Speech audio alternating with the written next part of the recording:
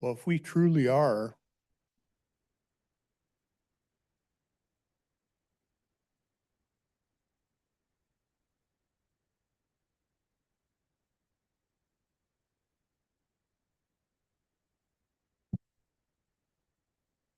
good afternoon. Welcome to the Wednesday afternoon meeting of BOCC.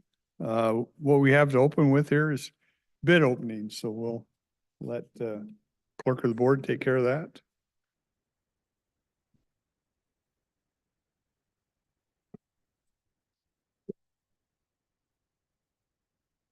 We're going to start with the road surfacing materials through May 1st, 2024 through April 30th, 2025.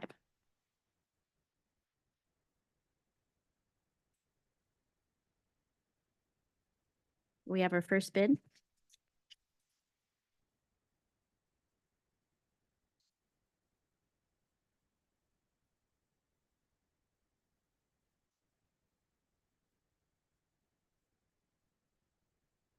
This bid was submitted by L Rock Industries Incorporated.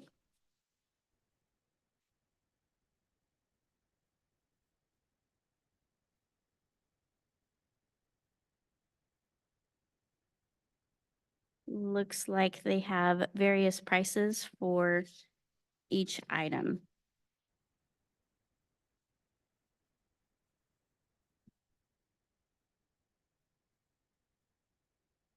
The next bid.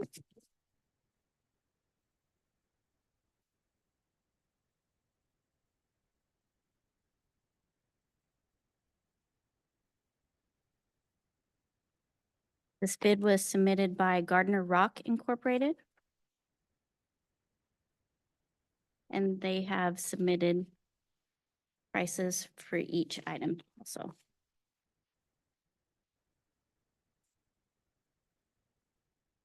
Next bid.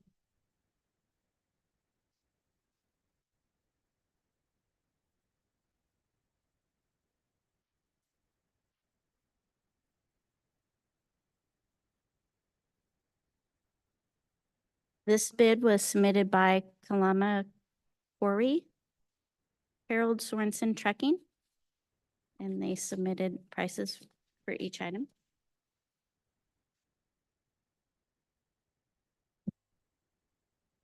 Next bid.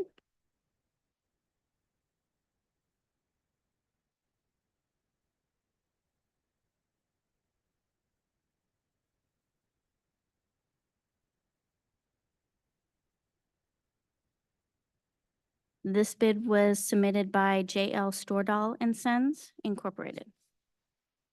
And they have submitted a price for each item.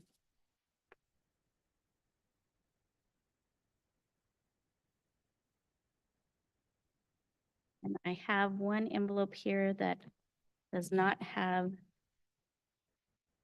a name on it, so I'm just going to open it up to see if it's for this bid.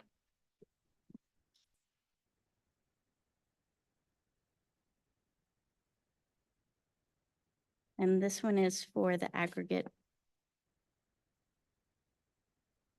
bituminous surface treatment. So we'll move on to that one. This bid is from L Rock Industries Incorporated.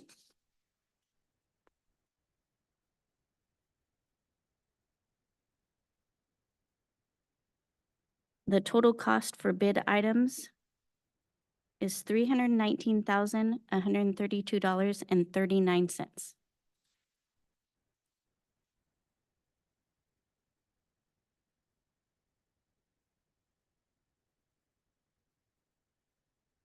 The next bid.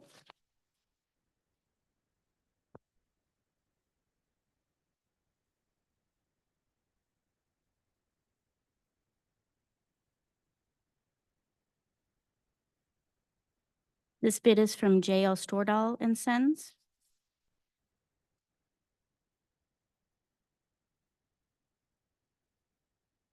The total cost for bid items is $422,226.88.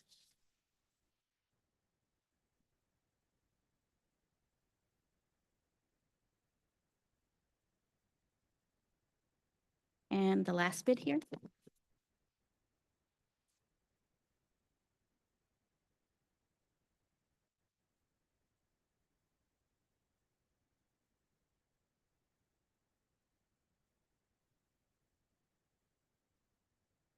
This bid is submitted by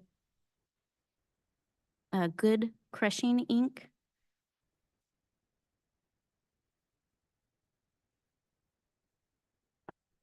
The total cost for bid items is $414,550.28. And that's the close of the bids. They will be submitted to the Public Works Department for sufficiency and responsiveness. Thanks. Okay. Public Works excused himself today. They're doing a luncheon for their administrative staff, so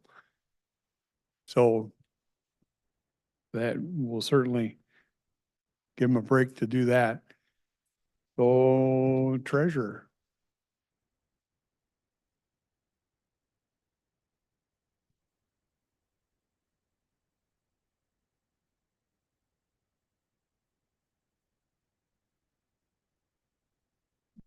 Good afternoon, Deborah Gardner, Cowlitz County Treasurer. I have the certificate of Cowlitz County, and this is regarding the Three Rivers wastewater authority, and they are going out for bond issue for some of their projects. And because we're a member of that authority, we have this document that we need to sign for the process of them starting their bonding issuance. So when I first got it, I wasn't sure about who was supposed to sign it. So I've been kind of asking around, and I've discovered that I think that either the chair can sign it or Commissioner Mortensen as an executive member of that board at Turwa. So I'm bringing this to you guys for a signature and to determine who wants to sign it. And then I'll get it back to the bond council on this. Did the language get changed to protect our general fund? I thought I saw some email messages from Doug that suggested the language said we're on the hook for the debt. Well, in the original agreement that we have,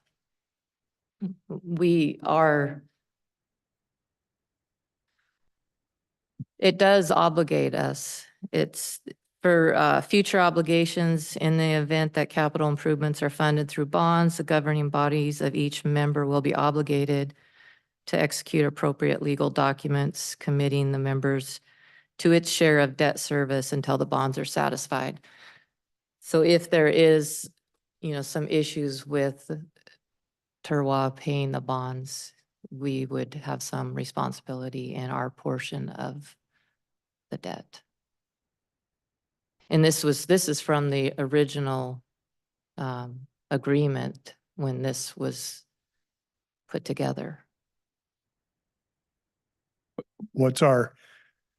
I know different entities have different percentages.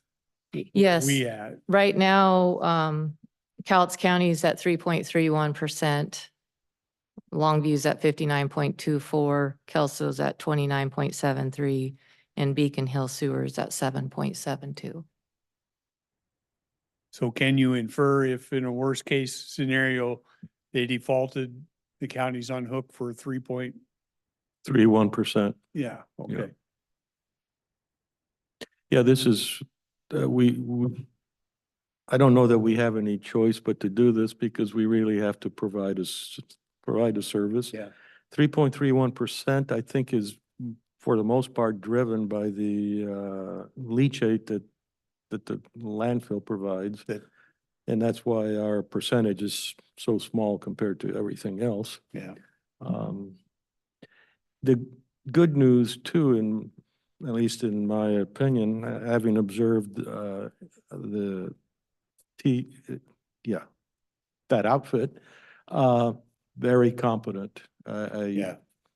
I'm very much impressed with their operations. So everything is penciled out conservatively to be handled by the fees. So we Yeah. shouldn't see anything. It's Yeah. just if things really go bad and we unforeseen, But yeah, I remember them, their approach was the debt service can come right out of the savings. yep. They didn't even take into account any retail value of the refined waste. Yeah, so I'm happy to be Yeah, the signatory on that. So you're it. gonna make Arnett. Okay, we'll have you sign it and then it will go on the agenda for next week on the consent agenda. And just to prepare you, there was a second document that will need to sign at closing. So in a future Yeah. date, I'll bring that back just like this and we'll get that signed at that time. Just for my own edification, could you refresh my memory on, there was a bond game we played with the residuals so that they could have a clean bonding? How did that, how does, yeah, could you tell me all about that? What do you mean? Remember maybe 3 or 4 months ago, we were involved in paying off a bond. Okay, Okay. yeah. Yes, when they had a bond that was still outstanding and that was under the county, because that was back when Turwa was under the county. So the county, our name was on that and we were responsible for that if they didn't pay it. They refinanced that debt and so they've paid that off with a refinance. Or maybe they paid. Now I can't remember if they refinanced or if they just paid it off. They had to pay, they gave us the money or someone got the chunk of money to pay the bonds off, but in fact, we're paying the bonds off through an escrow or Yeah, something like that. so the bonds weren't callable yet, so they put some money, they defeased the bond, put money in That's the escrow term, defeat. so that when when it was able to be callable, it would be paid off, so that that would be done. So we signed off on all of that because that was still an obligation of the county through Turwa, but we were more responsible for that one. Yeah. So And they that, yeah. needed to do that to get the bonding capacity for this Mhm. one that they knew was upcoming. Yes. Was it just the capacity or just the favorable treatment? To be honest, I don't remember if doesn't it matter. was Yeah.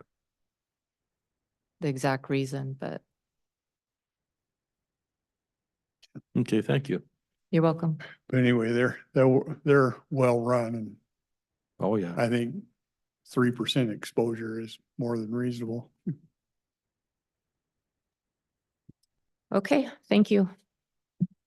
Any estimate on how much of the taxes due next week are already paid? Do you keep track of that at all? A lot of the payment, I don't know what exact percent, but the payments that come from the mortgage companies, we haven't received that payment yet. Oh. And that will be coming any day. That's a pretty hefty Yeah, percentage, yeah. yeah. And Okay. I don't have that percentage off the top of my head, but it's a lot. Just out of curiosity, is there a difference today from when you first took over in terms of the number of payments that are paid, that pay the whole year versus in the 2 installments?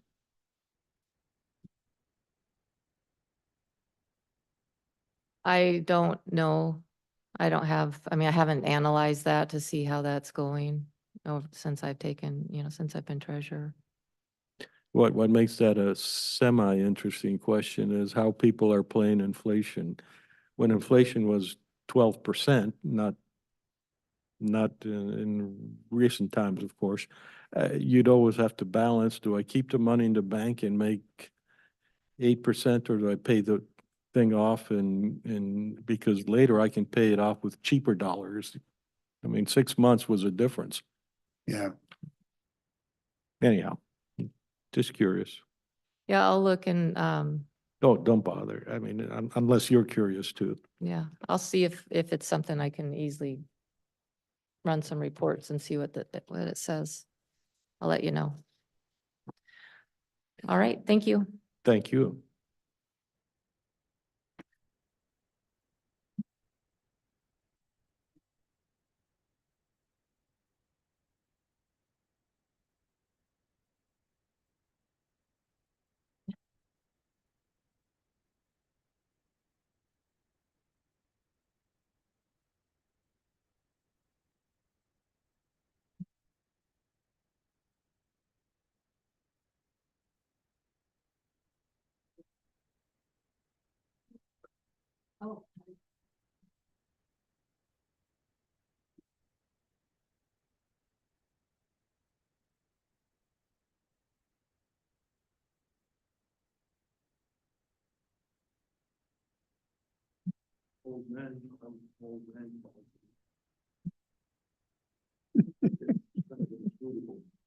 I'm gonna go scan this and send it on to the bond council.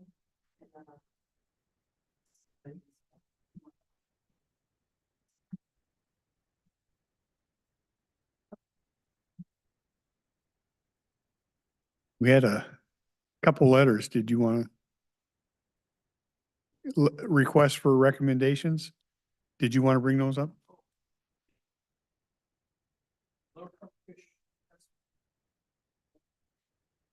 Played by design grant from ecology. That's member entities on the collective to sign letters of support. Better. Yes. Yeah. I don't know what to do with it because the letter itself is.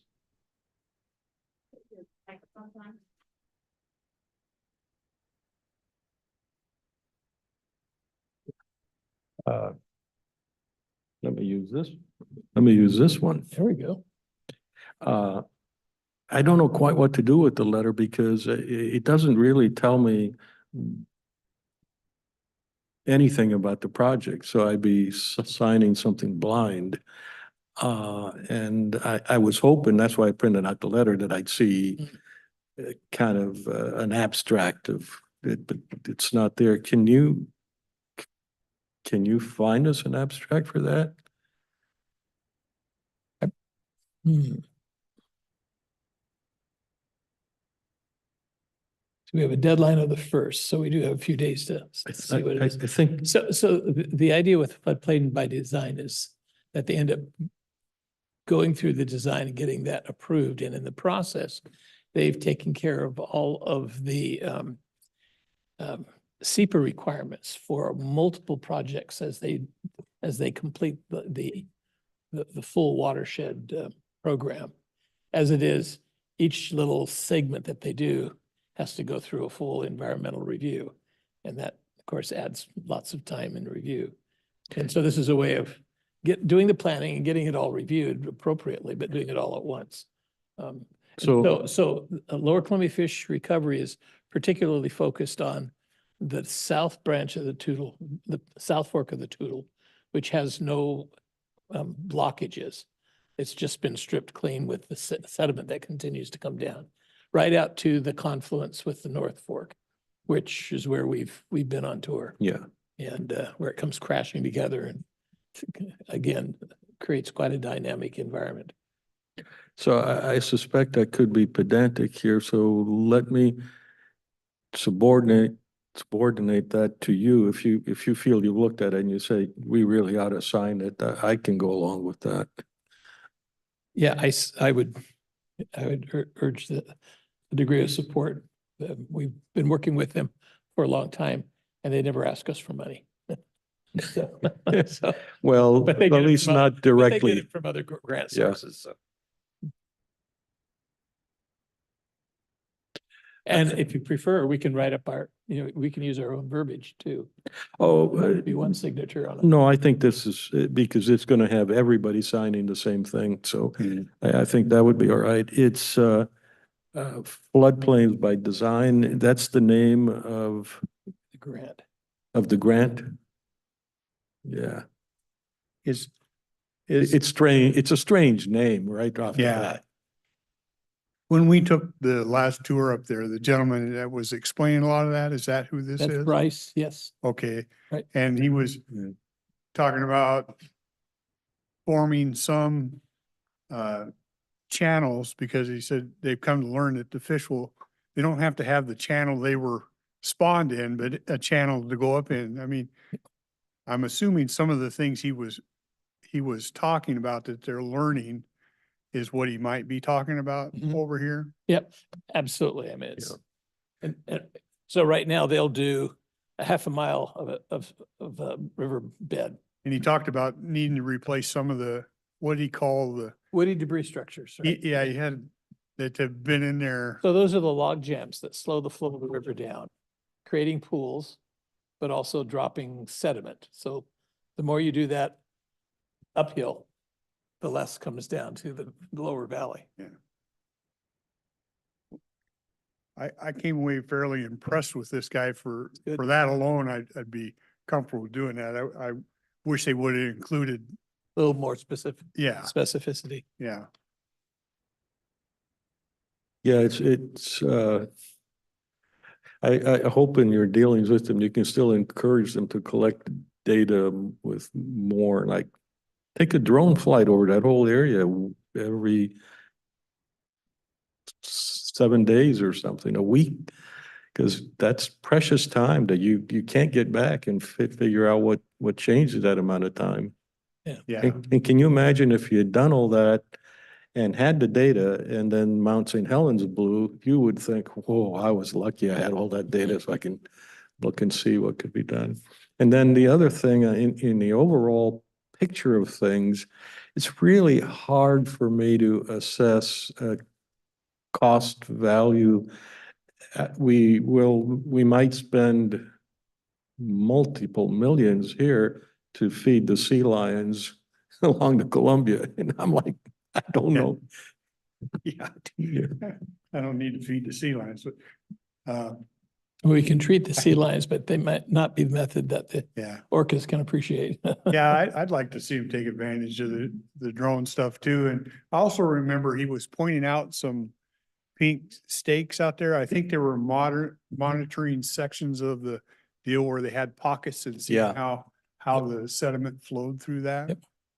Just as a sort of corollary sidebar, sometimes, particularly if you're on the seacoast and when there's active shipping going on, like in San Diego, you've got the naval shipyards there, and you'll see on land a huge telephone post, if you will, just a post, just sticking way up there.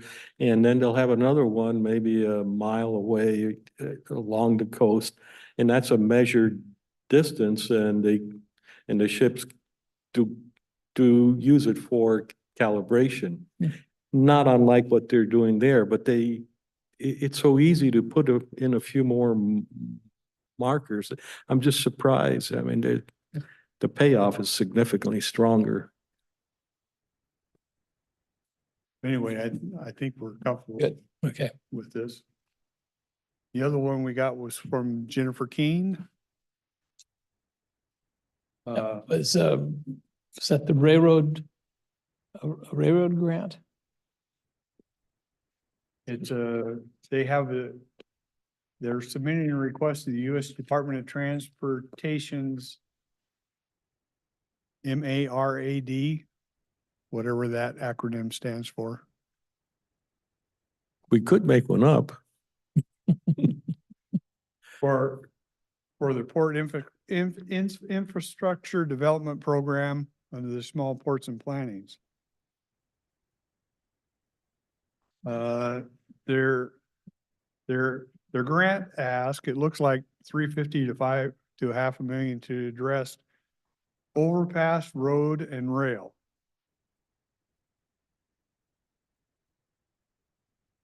So they're just asking for a support letter. Yeah, I've They've seen, got quite a challenge as they develop the Yeah. south end. They've Yep. got that with the railroad tracks that they've got to go over. They can't very well go under Yeah. because. I guess water I don't table. see that much different than Port of Kalama on the. the, interesting, you make me, yeah, I think this is a good thing. I've seen the overall plan and it's actually fairly impressive, but it's very costly, but it's kind of like, it's an argument I've had with a lot of people. If you know what needs to be done, just build it because it will pay for itself. But instead, we just dribble and dribble and dribble for decades sometimes.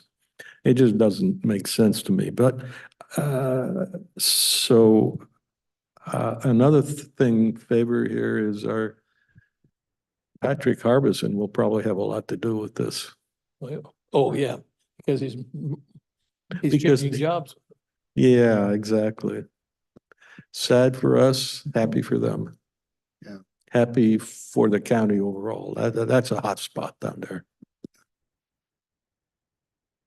So we're good with both these Yeah. letters of support. The railroad thing was Calamas. I got the Fine. court names confused. And on the first little header, is that, there's some signature boxes there. Do we want to? I think there's value if all the commissioners sign on those supporting documents. I agree. Sure. All three of us. Yeah, Let's do it. on both of them. Yeah. Yeah.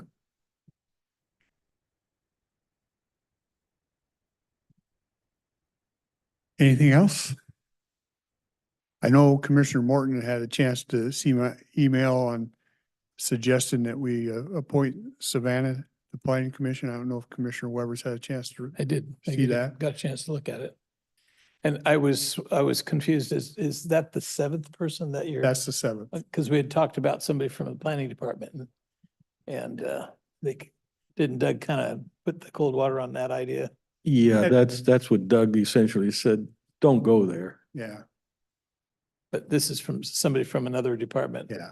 And while there may be a few instances where Public Works is involved in it, it's not going to be She's Much of a not, she conflict. doesn't engineer roads or do any Right. of that, I it's think. a different division, yeah. Yeah, Yeah, and essentially, so Savannah reports to us, and the planning commission reports to us, so it's like, the buck does stop here. yeah. Will this be an assignment of her work job? Or is she doing this as a citizen? In other words, are we gonna have to pay her overtime? No. No. No, She's a, I think she's exempt anyway. she's exempt, and right, It, yeah, there was no requirement on it. I just seeing the things, as I mentioned in there, the things she's presented, I think she'd be a good fit in that. And so I asked her if she wanted to do that, and it was totally left it up to her. And Mhm. she came back and said, yeah, I'd have some, she thought about it for about a week and did her own research because she tends to do that. And so with your guys' concurrence, we'll go ahead and do that. Okay. Yep, so no Okay. doubt, she's pretty capable.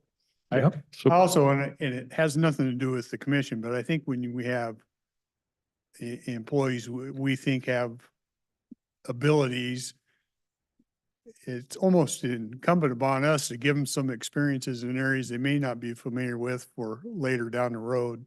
It just helps. completely agree.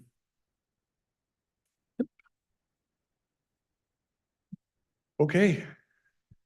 Anything from out here? We Oh. don't, we're scheduled for 2:30, so, and we Did you- advertise that. Did you want to debrief us on your staff meeting this morning? Just the general atmosphere? Go over that a little. Kelly put it together. I talked, my part of it was I talked a little bit about, Washington DC trip. So we talked about the Silver Lake, the Tootle and all that we're dealing with and the erosion issues we're dealing with.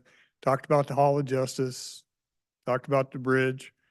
And then we touched a little bit on the work we've been doing with the juvenile center, trying to look at the path we're trying to head down. What else? Who was did I- there? Just basically even from across the river? Well, yeah, the sheriff was there. Oh, Good good. Time Okay. was Zoomed. Yeah. The clerk was there. I don't remember everybody.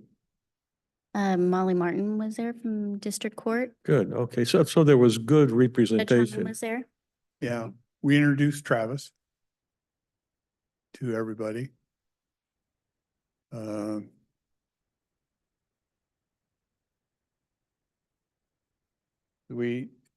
Kelly did up the agenda. I wasn't the whole part of it. They talked about the changes we've had in there with new employees, the new personnel policy we just put into place. Oh, that was a good one to talk Yeah. about. Yeah.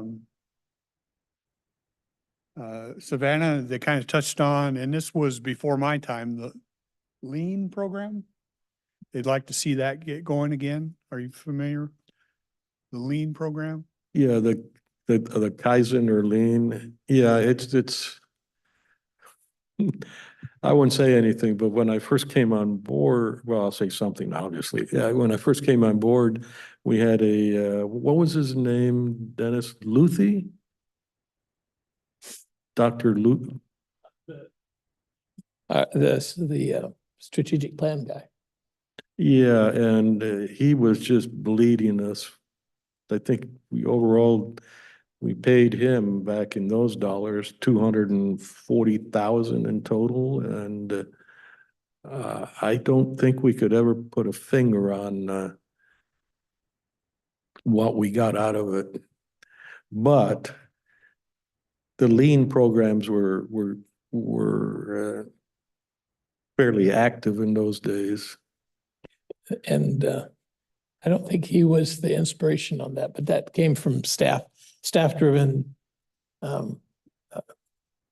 improvement of processes. Yeah. So that Yeah. process would graph out all the different steps it took to do some simple things, and they'd get together and say, we don't need to do all this, cut it right down. We actually hired an expert to do that in our own office. Her name is Kelly. Yeah. Yeah. They described And it she- as kind of a bottom-up thing and Yeah. It is a bottom-up thing, and it's a very natural thing.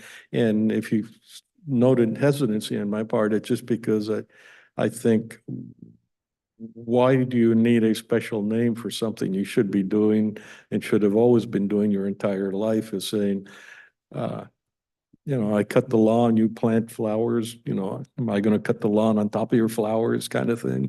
I mean, just natural interaction, but we are so compartmentalized that it's probably a good thing. what else do we? Oh, I should inform you, it's because he's handed in resignation, so it'll be public record. John Diamond has resigned from 911. Really? Oh, my gosh. Yeah, Any, gave a resignation letter to the sheriff. Brad is the chair of that committee last week, so he's given 90 days notice. So if we choose to keep him 90 days to help with the transition, so. so you're saying if we had somebody to step in place immediately, he'd just go, Yeah, yeah, okay. yeah. I mean, there'd probably be severance, but Yeah. Hmm. Was that a board initiated change, or he has something else happening, or? no, that wasn't a board initiated change. He wasn't asked to leave. Okay, yeah, I thought he'd been doing a pretty good job. He came from outside the county, didn't he? San Juan, he came from San Juan County, where he Oh, was okay. doing a similar job. I think he was deputy director at their 911. Yeah, I'm not familiar with his history, but that's why Brad grabbed me after the Oh, yeah. morning meeting. Because I was in a meeting, what are we, Wednesday? it was Monday. And we had our meeting, so I couldn't attend what they were doing. Who does the hiring for that? That's the 911 board, right? Yeah,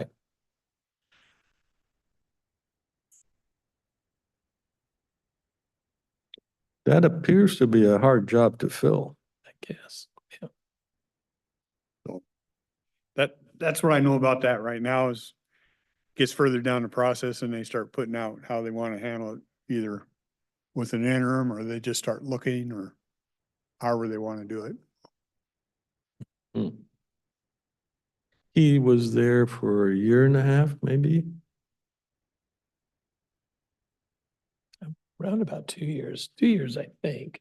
2 years? But he helped finish the building project, which was just filled with To- delay after delay after delay. To his credit, when he was hired, I think they expected the building to be done. He wasn't supposed to be in that part of it and he kind of got thrown into, The basement. yeah. Yeah. And dealing with all the stuff of getting that thing built, which had its own can of worms for sure. Hmm. Anything I missed on the meeting this morning? Yeah, I think they enjoyed having it. I heard quite a few express it was nice to get back together again, so And we're doing those quarterly. quarterly. Yeah, before they were monthly and they were pretty useless. Didn't you think so, Dennis? And we spent a lot of time from safety tips. God bless Clyde, but it was like, oh no, please. Well, and then we hired the administrator and he took care of the department meetings.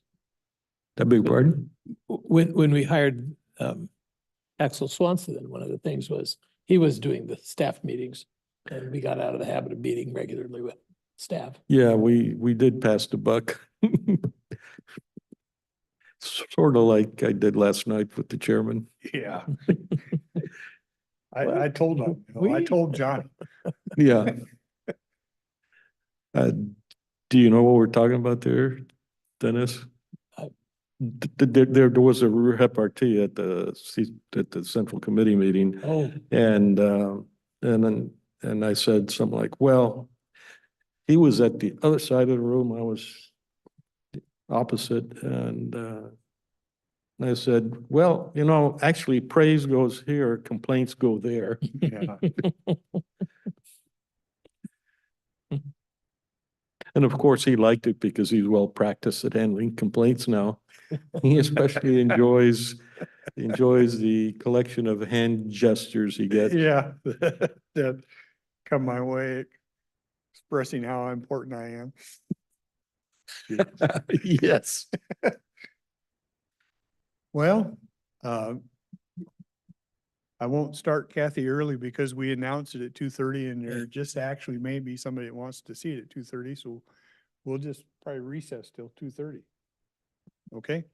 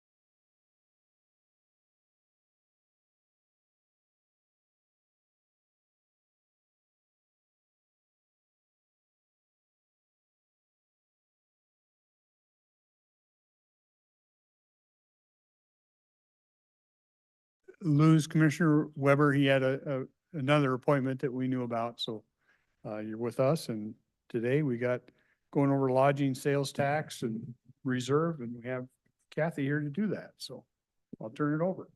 Okay, so I have a presentation. I have a few handouts in case somebody wants one. But we have, it's Kathy Funk Baxter, Finance Director. And it's interesting. It's April 24th of 2024, 24. Yeah, I heard you do that backwards. You get the same day. So we have, our lodging sales tax is governed by RCW 67.28180. And basically, the first part of the tax is what they call basic tax, and it's actually a credit against the sales tax of the state. So the sales tax of the state is 6.5%.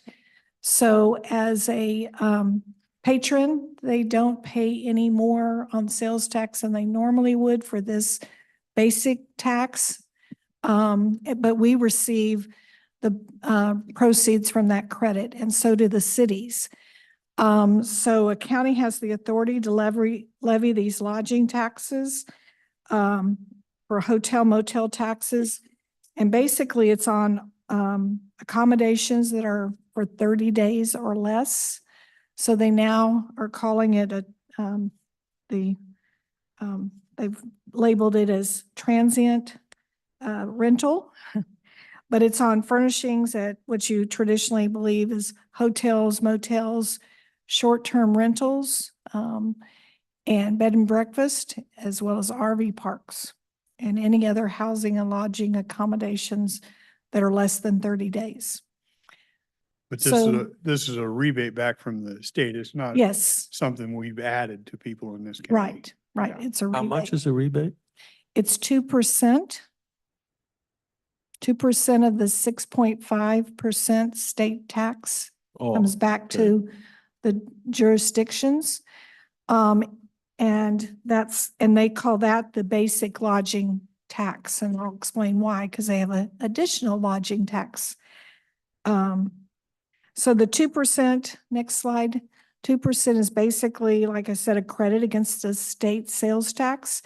For our county, this was first imposed in 1977.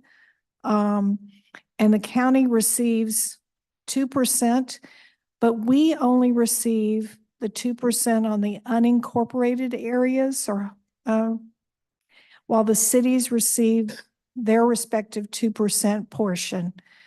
So as you can imagine, are receiving very little in comparison to, for example, the city of Kelso, which predominantly has most of the hotel receipts. Now, does that go to them directly? Yes. It doesn't come to us. It doesn't come to us, it goes to them directly. So for the county, we have a county code 3.40, and it's titled Special Excise Tax. And it refers back to this lodging tax, and it's stipulates that it's deposited in a special fund known as Stadium Convention Center Fund. So it's interesting, it's a lodging tax, but the fund that it's in doesn't say anything about lodging. So I just wanted to bring that to your attention. And I think this is just a carryover from many years ago when there's been many changes to the lodging taxes over the years. And so it's being deposited in the Stadium Convention Center Fund. This fund falls in. And the code hasn't kept up with what we've actually done. Yeah, the code has been changed many times, and so but it's fine. It falls under the same jurisdiction that I'm going to talk about as far as like how you can use it. And so it falls under the guidelines that it must be used for tourism, promotion, acquisition of tourism-related facilities, or operation of tourism-related facilities. And then it's also governed by the fact that in some of the changes that have been made over the years, that was created a lodging tax advisory committee, and it's LTAC. And that's used to make recommended awards of, and it's supposed to be for all of the lodging tax revenues that the county receives. So counties, and they're also recommending in that the county should submit an application for our own projects to the LTAC. And as I understand it, we present the things that are budgeted off of the tourism dollars to the LTAC and provide that for them. But we probably should officially make sure that they're actually approving those projects. It should be noted that the county, if the county does not agree with the recommendations of the LTAC, we do have some authority to present changes back to the LTAC if we don't agree with their recommendations. But we have to have a 45-day comment period if we're going to not agree with their recommendations. You know, one of the commissioners sits on that board. At this point in time, it's me. I think So so. I I'm don't gonna- know if I'm- that causes any problems. Yeah, I don't know. I'll tell you why, because it dictates who's supposed to be on the board. So, in the legislation. So currently, approximately, we received about $130,000 annually from this tax source. And we're predominantly using that to support the tourism and the expo center. So that 130,000 is just the county portion. Yes, just the county portion for lodging taxes, that first 2%. Right, and the city portions must be twice that or three times that? Oh, a lot more. Like, for example, when I looked at it, some of the older records where we were getting maybe 60,000 annually, City of Kelsall was getting over 100, like twice or three times the So a amount. lot more than just. And their funds don't need to go into this. No. They, mm-mm. it's all separate to them. Yeah, it's governed by them. And then they're subject to these same provisions. They have to have an LTAC as well. Gotcha. Okay. So then there's a extra 2%, which they call special. And so that results in additional tax that's collected from the consumer, person with the hotel. It was first enacted by our county in 1993, and it's governed by RCW 67.28.181. And we also have public facilities districts that have the right to also collect. And in this case, ours is collecting 1%. But it's kind of odd because they collect only on the hotels that have 40 or more rooms. They're not collecting any of the sales tax on hotels that have less than 40 rooms. But most of the hotels in our area are in excess of the 40 rooms, or hotels or other lodging establishments. I believe, when I was looking at my research, I believe that they started collecting the lodging tax, the PFD, in 2004 was the first time that they started collecting those taxes. Cities now, part of the legislation says that because we had been collecting our lodging tax prior to 1997, that none of the cities in our county can collect this 2% special tax. Only the county can, and only the PFD. And then there's a cap for the sales tax combined with other sales taxes, and it cannot exceed 12%, which of course we're nowhere near that. So if if the county had not enacted this additional tax in 1993, the cities could do that.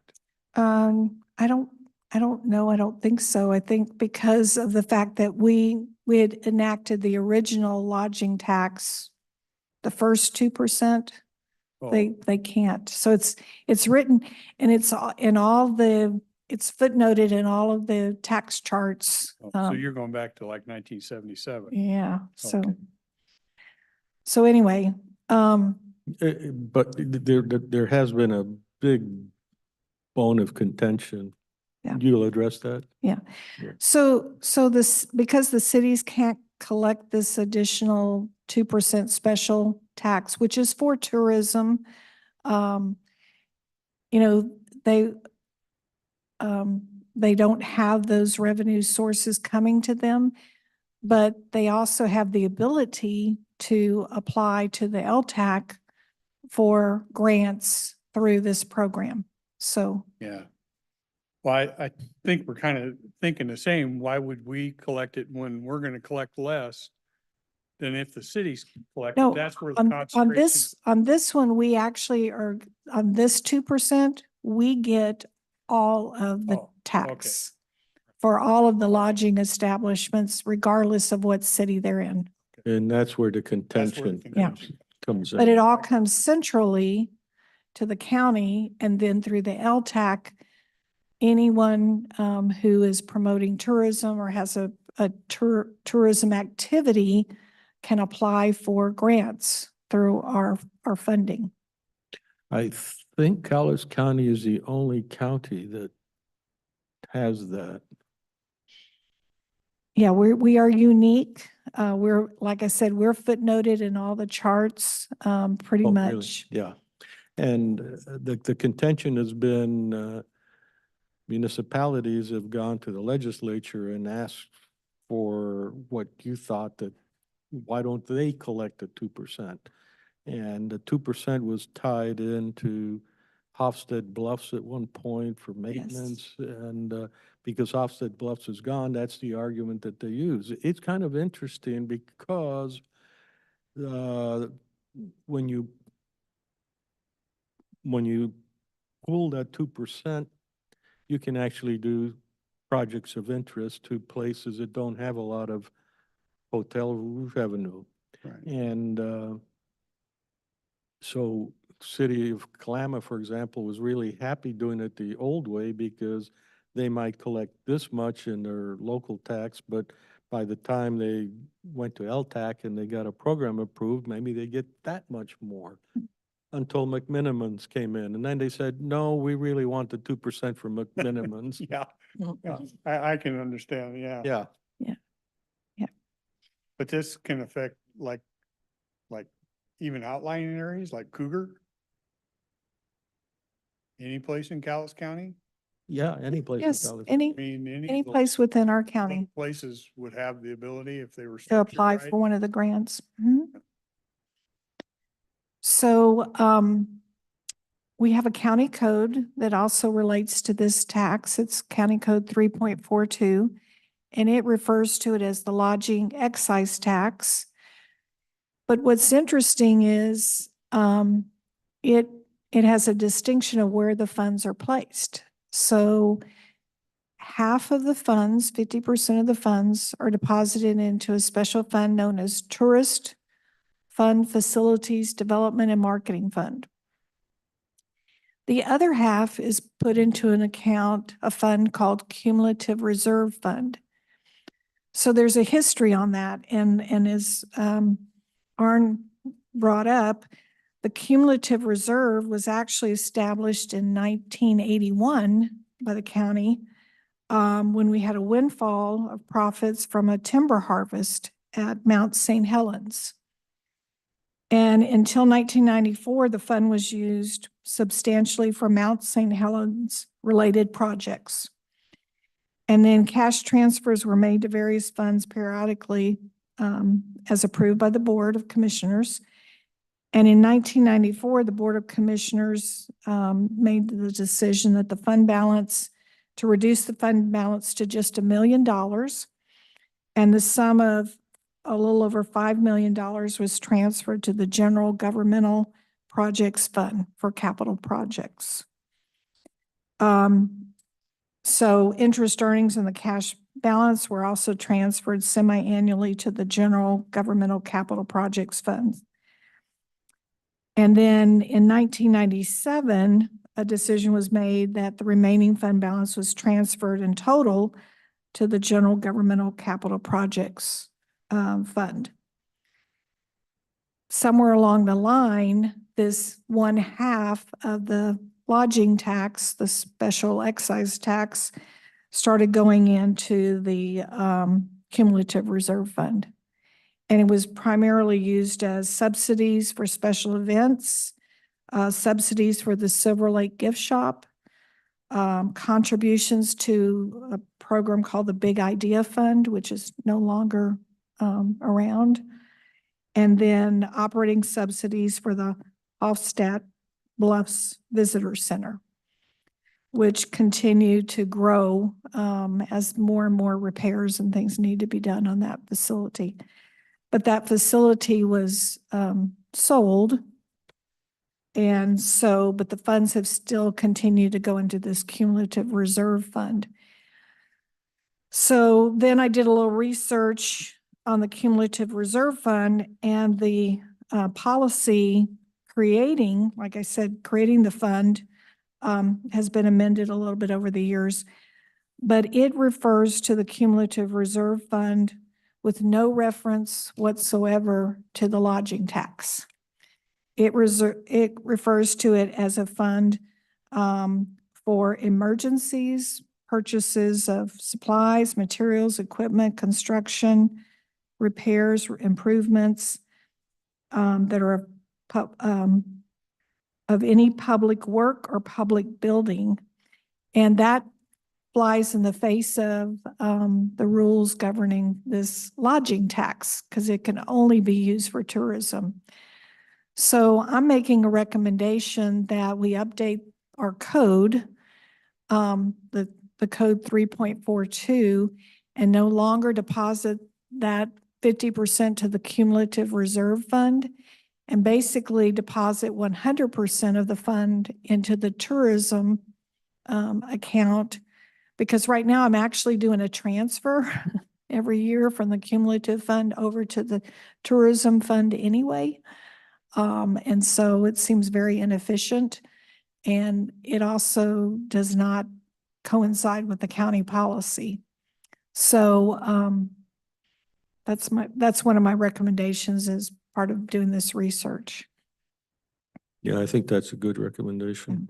Thank you. And so I'll continue on. Then this special lodging tax, again, it falls under the same guidelines that it has to be used for tourism. Let me ask Kim real quick. Do you still, the visitor center, do you still operate out of LTAC or? For the Silver Lake Gift Shop? Yeah, No, no. it has its own fund. Okay, So there's Yeah. no monies. okay. Thanks. Yeah. I think it receives a very small subsidy if needed from the Expo Center. It's actually backwards. Okay. So we get it. Okay. We get it, but anyway, so no, it doesn't I receive guess any of it this. Steal funds if they were Yeah. being used. So it too has to be, so they're similar in nature, both the first 2% and the second 2% have to be spent on tourism, promotion, facilities, capital basically, and operational cost of tourism related facilities. And it's also governed by the LTAC. And so county use of funds, I recommend as well, they have to be sent to the LTAC. So one of the things that I'm recommending is that when we put together our recommendations for the LTAC or our right before we do our budget, that we get the LTAC to actually approve those items that the county is utilizing the funds for. So for example, we're utilizing the funds for marketing, for our marketing and advertising budget, which is about $130 grand total about 130,000 a year. So basically get the LTAC to approve those before the beginning of the budget year. So. And then for this fund, you can see the difference. For 2023, we collected approximately $556,000 just for this additional 2% because it's on all lodging establishments in the county, not just the unincorporated areas. So. So just to be sure, the additional 2% amounts to this 556? Mm-hmm. And the other 2%, remember, it's on a smaller portion. It's just the unincorporated areas. So you can imagine right now that between the county and the cities for the first 2%, everybody is sharing about $556,000, depending upon the location of the facility. So the multiplier number I was looking for is this cities collect 556 minus the 130, so, Mhm. or another way of looking at that, it's about a factor of 4. Yeah, better go Okay. for. So then this 560, 556, half of that presently goes to that reserve fund? It's going to the cumulative reserve fund, but then we turn around and transfer out of the cumulative reserve fund. And we're suggesting we just stop doing that. Yeah, we just make it So- more transparent and put everything in the tourism account. Then you have a And- better reading of what you have, what amounts haven't been spent. So there'd be an initial bump to that and then a yearly bump that they'd get that could be granted out Yeah. in the process. Yeah. And on the cumulative reserve fund, unspent funds that we have accumulated over the years that haven't been dispersed, it's a little over $400,000. Oh, okay. Yeah, that's sitting there right now. Oh, I got you. Okay.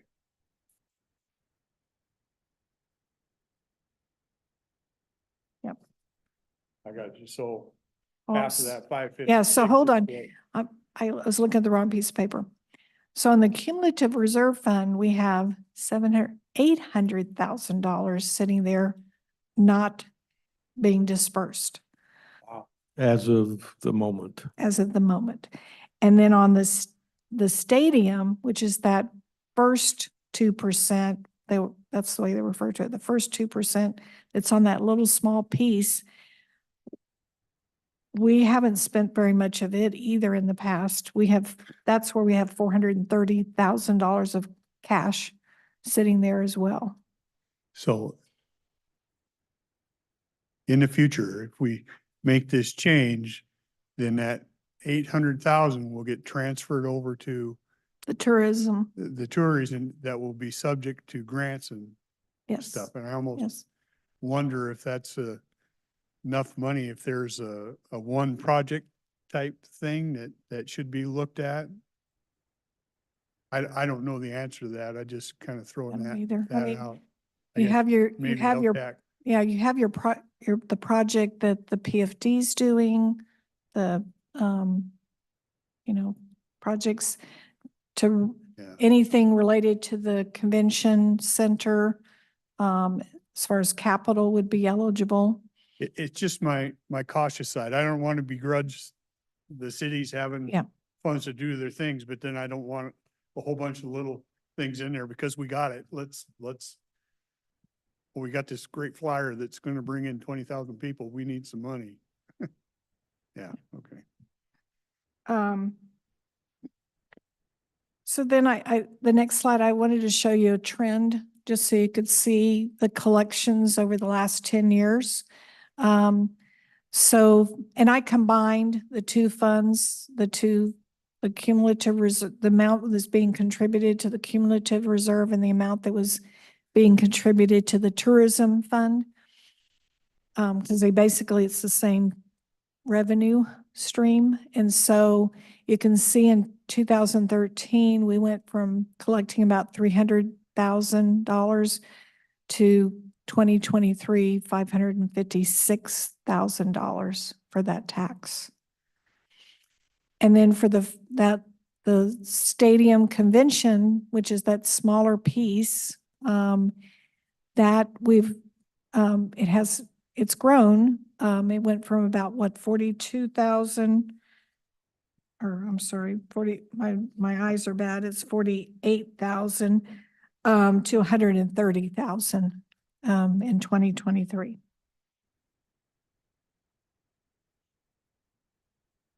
And you have the one, I would have thought that the 1 year that the COVID would be a more significant dip than it is. So I was very surprised. And the rebound was pretty good after the year after COVID, or 2020. So that's your history. It's pretty stable. Do you have the occupancy numbers or I don't percentage? have any of that. I just have the collections. Just have the dollars. Yeah. Mhm. So the membership and the duties of the LTAC. So you're right. This is all laid out. The committee, this is on our website. Committee consists of at least 5 members, and 2 members are representative of businesses that are required to collect the tax, and 2 members for activities involved in being able to receive the funding. And then 1 elected official of the county who serves as chair. And then those are the requirements. And then the rest, membership on the committee will be reviewed annually. So currently it's our commissioner chair, someone from the tourist department, and then 2 receivers of the tax and 2 collectors of the tax. And I understood that the last person that was on here, it's actually vacant right now. So.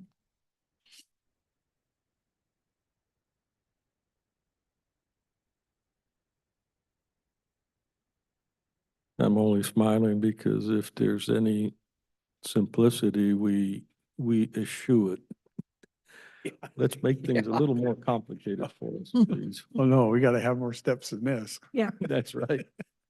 I- And I do appreciate your cleaning it up, Yeah. and simplifying is a good thing. I'm just thinking out loud here because we have to think in a public setting, Yeah. and I'll have cities probably clamoring at me, but you have this chunk of money. Does it make any kind of sense to put out like an RFP or something to try and find a project that might provide benefit greater than just individual functions coming into town? I don't know that it does. I just throwing a thought out. Lots of thoughts. I think that's a reasonable thing to do. You're probably best served by making it in a sort of RFP format, so nobody feels particularly slighted until the evaluation, and then they'll feel slighted. Yeah. it- What I struggle with is tourism is one of those things which is a blessing and a curse at the same time. And we have funded out of LTAC dollars things, or partially funded things like the turf at the Rister and things like that. And I think those are justifiable. I don't recall spending something that I felt was contrary to it. But we don't really know.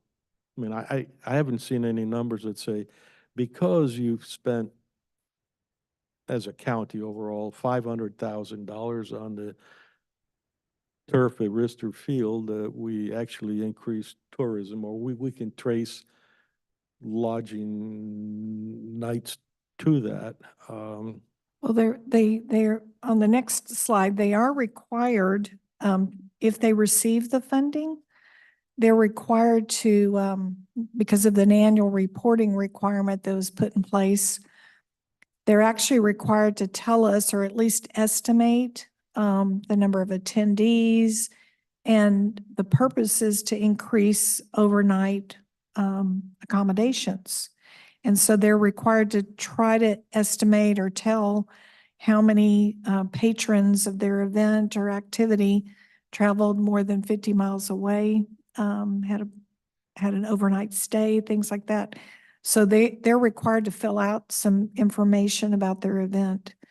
But in most cases, when I look at it, they're putting, you know, it's pretty arbitrary. You know, there's not a definitive, and there's not required any definitive. They can do sampling, they can do estimates, things like that. So Yeah.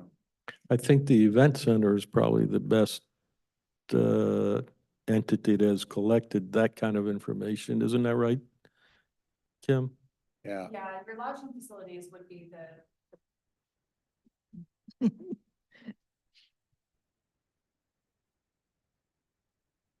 Good afternoon, Kim Bocut with the Event Center. We rely a lot on the lodging facilities because they're getting the most information from their clientele as to where they're coming from and why they're in town.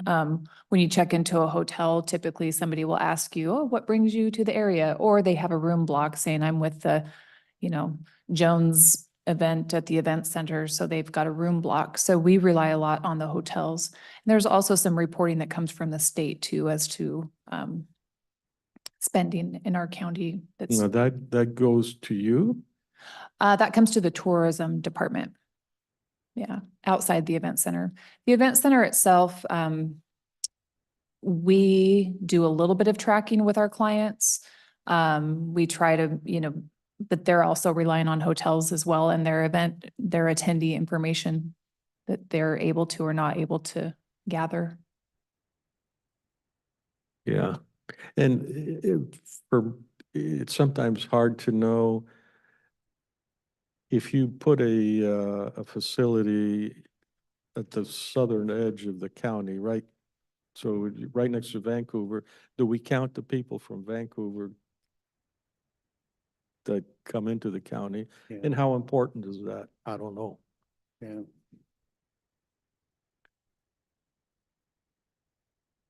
The reason I'm thinking that is if you look at one element of the Port of Woodland tax or the plans or the city of Woodland, there's that whole area they want to build into a marina and all kinds of nice stuff. Did we do anything with the Port of Kalama for LTAC dollars? No, I don't think we've done anything. with that. no, they have not And yet- requested anything. On their own initiative, they bring in the cruise ships and they have the marketplace now. Anyhow, Yeah, I agree. In the Marina Kalama, there's a good number that will run down to the Marina at St. Helens.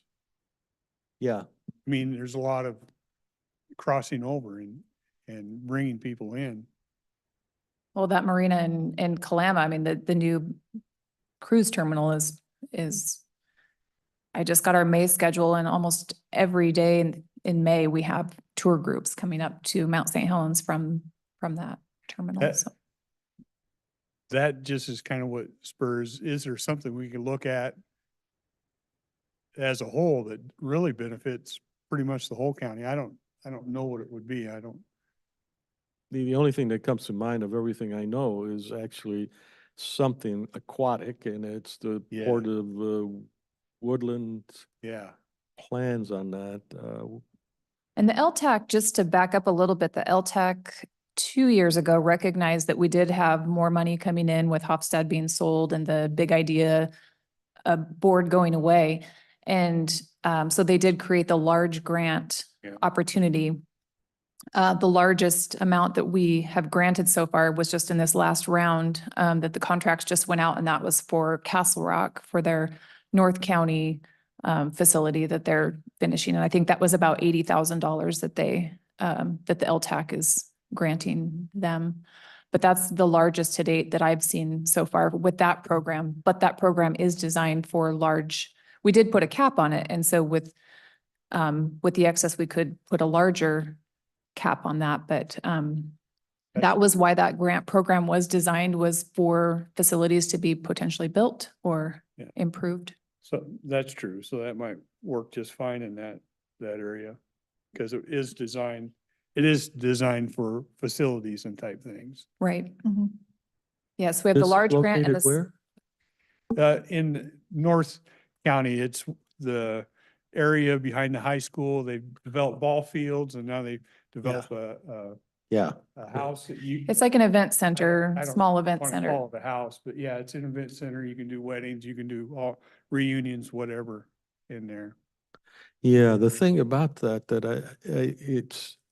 does that qualify bringing people in from, is it 50 miles away from the county line or 50 miles? Yeah. Well, and They're Kathy's right. asking it- They're supposed to track that stuff. Yeah, I there's, would, I would agree that sometimes, yeah, you may. Yeah. How you're tracking it. may they be a really question. want the overnight stay. They, in addition to that, they asked for that additional information about those traveling 50 miles or more. But they really keyed in on the overnight. It doesn't matter if it's what the distance is. I think but- that's the metric that they Mhm. want us to concentrate on. Yep. It's fair enough, although I don't really understand why that would be overall beneficial unless it came from outside the county. And it's not a requirement. I mean, it's just saying, if you have to give us this information as part of the grant award. On the other hand, it's a tax on the business that it's trying to support, so that's, You know, sometimes, what's the event they have in Kalama that's the barbecue thing? the annual, Big Smoke, Little Kalama. is Yeah, that- that or- now is growing, aren't they wanting to add bands? I mean, it's been growing with people coming in and because now you have minimums where they can stay and they different got a places. whopping $5,000 to support it. Yeah.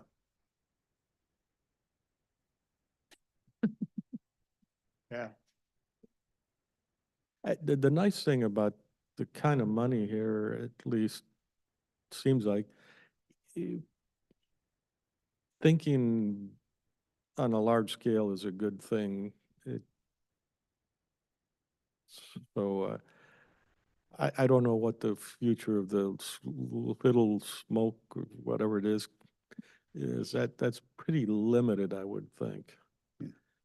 But like I think of the event center, and I know different entities, but I don't know of an equestrian center that's got potential for dressage and jumping and so forth. And I'm pretty sure if that were built, that would bring all kinds of people that typically have the money. Without How a many doubt. people? I don't Without a know. doubt. I beg pardon? Without a doubt. Yeah. Yeah. And that kind of along the thinking, if we can help some of those or the RV park over there, if it's there and people will be there. It's the same with the event center. How many times you get out to Rocky Top every year? Right. Yeah. Yeah, I'm in the middle of I an know. 8-week series, so. Yeah. Mhm. So that, Do you know how we're doing regarding some of the upgrades on the ball fields has been advertised as we're gonna have the tournaments here for statewide tournaments for at least baseball is what I remember. I don't think any of that has materialized, has it? I'm not positive. You're talking about Uh, when we redid the fields over Yeah. here, Rister. Rister and Rister. Tamosham. Yeah, I remember them talking because they were going down to Vancouver and stuff and they felt they could bring the tournaments up here. And then we But have Scott. I haven't heard either. And We have a Scott Park. turf at Rister. And Yeah. it wouldn't bother me if we didn't compete against each other, like the difference between Scott Park distance-wise in Rister, I don't think is significant, so maybe Rister could be baseball and Scott could be soccer or something like that. I The know. World Cup in Woodland, that would work. The Woodland World Cup. The next slide shows just a recap of the expenses for 2023. So the tourism grant program in total, small grants as well as large grants, awarded 170,201. Advertising and web presence cost about 136,000. And then there are personnel. There's a position devoted to the tourism, and that with expenses and other expenses, that's 131,000.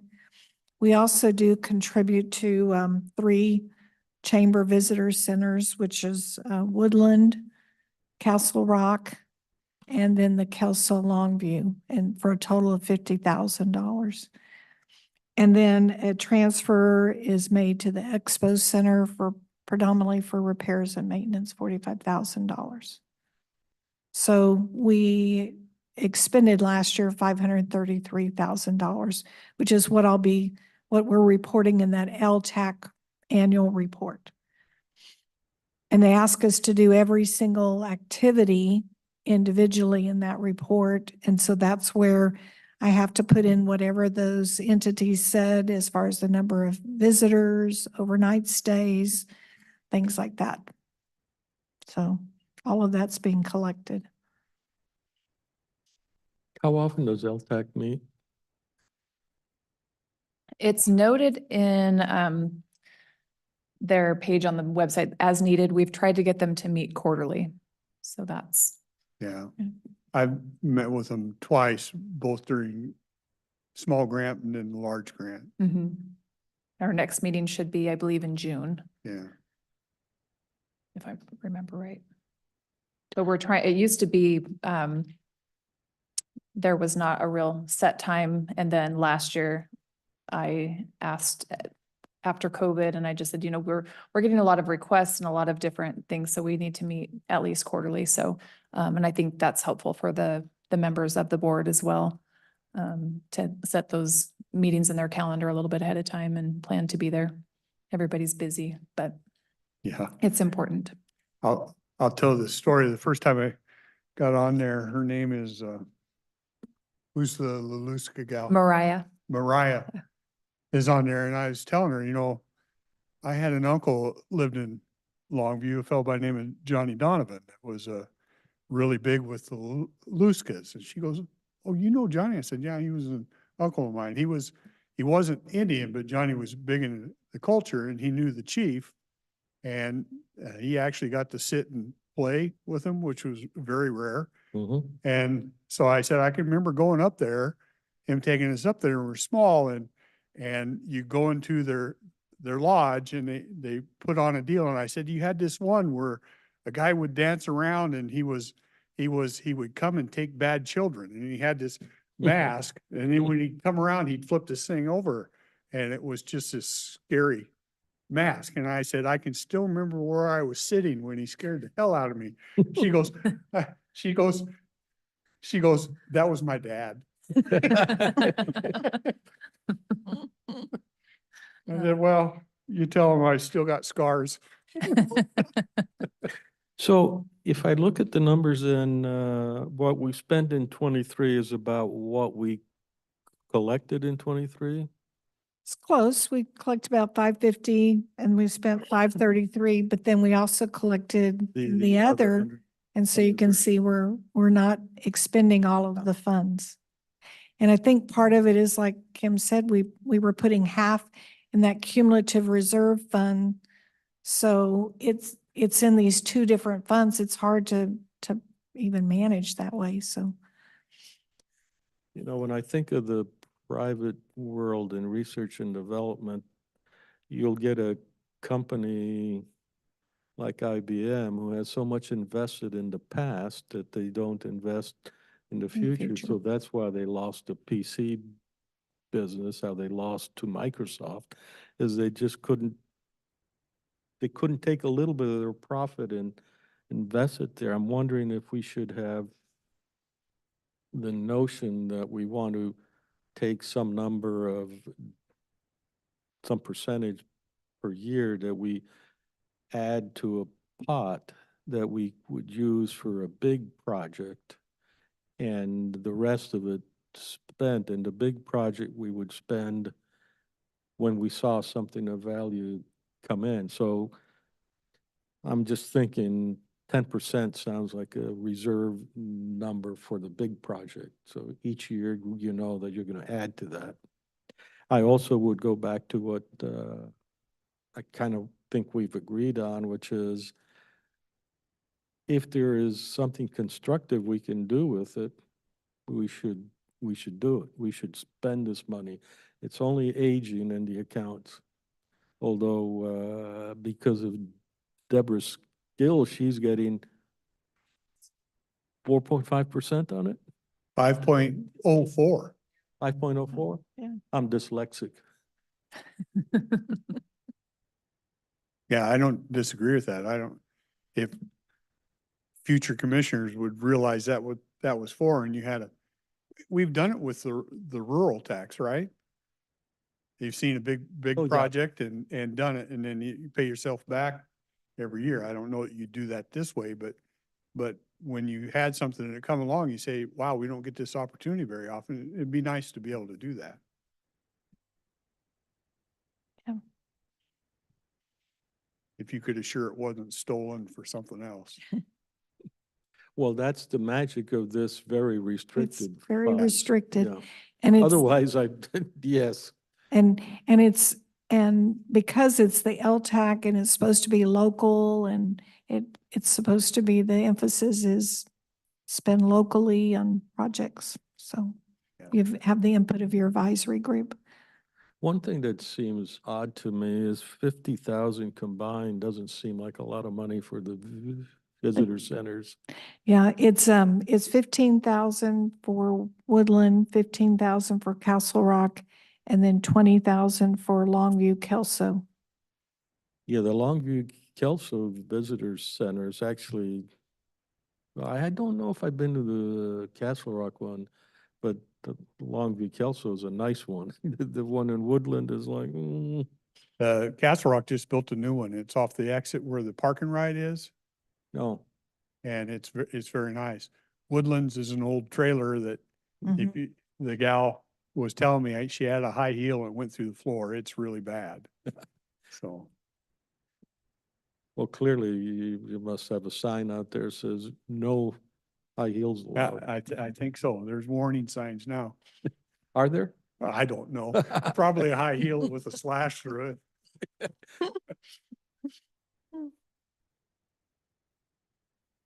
That's all I have.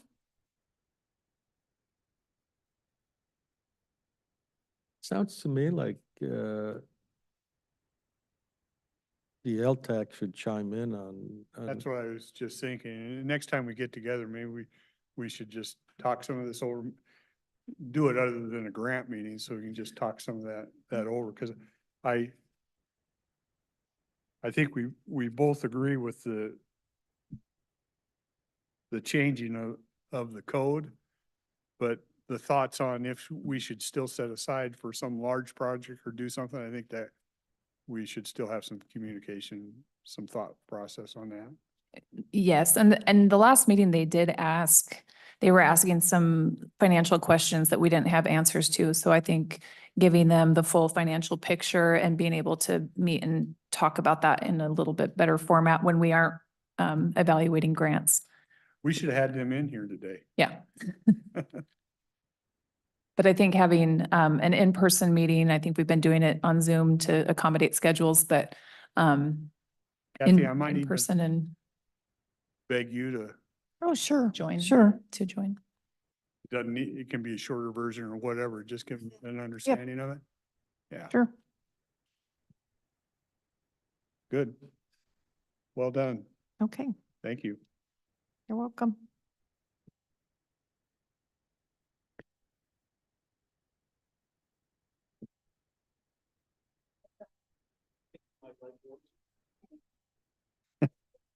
A little bit.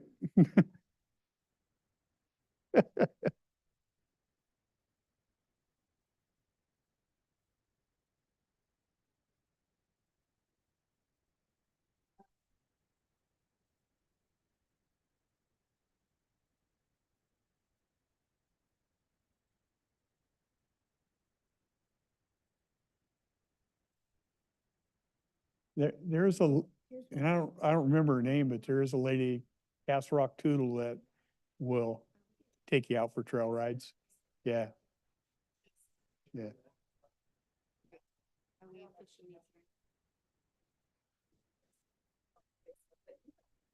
Yeah.